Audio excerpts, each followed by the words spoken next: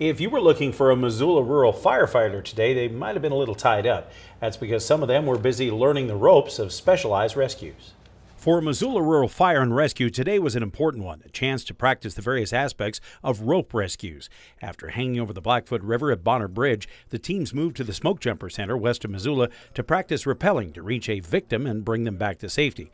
This is a tremendously technical exercise, only done to this detail every few years, with refresher courses annually. And it takes time to get the knots and carabiners and prusiks and gear just right so both rescuers and victims are safe. And with Missoula's mountain environment, these are skills frequently put to the test. So with Missoula being a very high recreational community, there's a lot of people hiking and biking and horseback riding, ATVing in the backcountry, and even just like at Blue Mountain, for example, a lot of steep embankments that people can get injured on when on those mountain trails. And so just having this skill in our back pocket is a huge resource for us.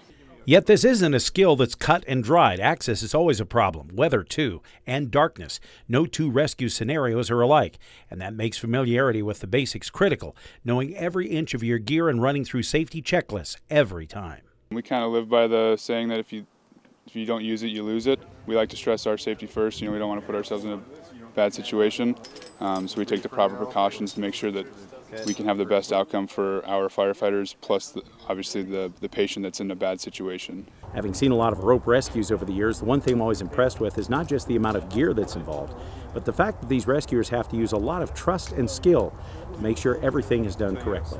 Yeah, we're trusting our equipment, we're trusting that our harnesses are on right, and we're trusting our teammates that they're going to lower us down correctly and safely so that we can have that good outcome that we're looking for.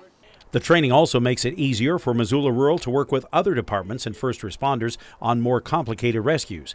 Of course, we can do our part by staying safe in the first place. Still, there's a reassurance in knowing this extensive training is there when the worst happens. Up next, Aaron is back with your forecast, which has some changes in store. You weren't up on the ropes. I was looking for you, Dad.